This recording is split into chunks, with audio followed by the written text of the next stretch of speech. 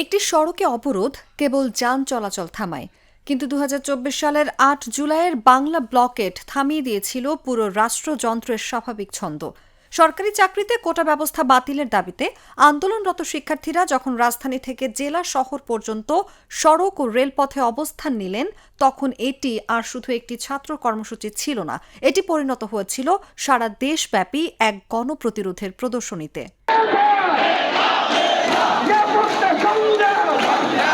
২০২৪ সালের ৮ জুলাই শাহবাগ, বাংলা মোটর, ফার্মগেট, কারওয়ান বাজার, science lab, Gulistan, Nilkhet, Katabon, রাজধানীর একের পর এক গুরুত্বপূর্ণ মোড় শিক্ষার্থীদের দখলে চলে যায়।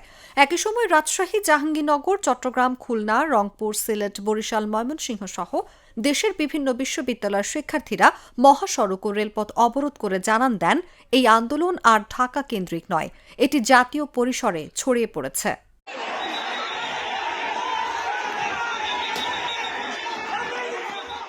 দিনটির সবচেয়ে তাৎপর্যপূর্ণ ঘটনা ছিল আন্দোলনের সাংগঠনিক রূপ লাভ। বৈষম্য বিরোধী ছাত্র আন্দোলনের ব্যানারে ৬৫ সদস্যের সমন্বয়ক কমিটি গঠন করা হয়। ২৩ জন সমন্বয়ক ও ৪২ জন সহ সমন্বয়ক নিয়ে গঠিত এই কাঠামো পরবর্তী আন্দোলনের নেতৃত্বকে আরও সুসংগঠিত করে।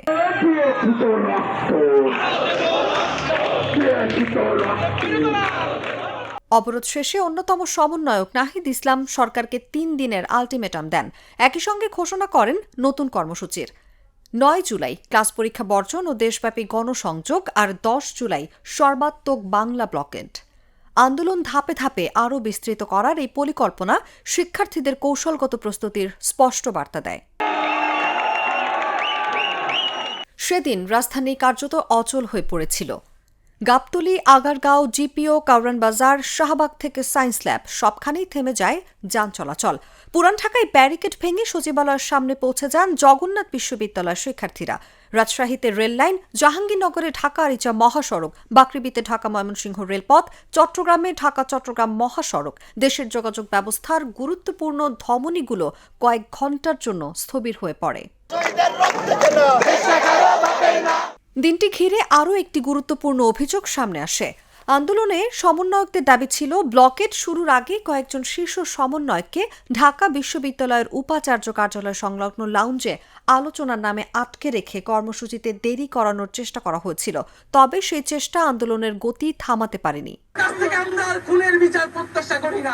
৮ জুলাইয়ের বাংলা ব্লকেট তাই কেবল একটি অবরোধ কর্মসূচির নাম নয়, এটি ছিল এমন একটি দিন যেদিন রাজপথ বুঝিয়ে দিয়েছিল সংগঠিত ছাত্র সমাজ চাইলে পুরো দেশের গতিপথও বদলে দিতে পারে।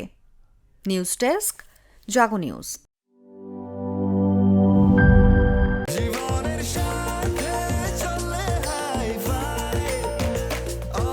স্বাস্থ্যকর অল টাইম, সব সময় অল টাইম হেলদি লাইফ।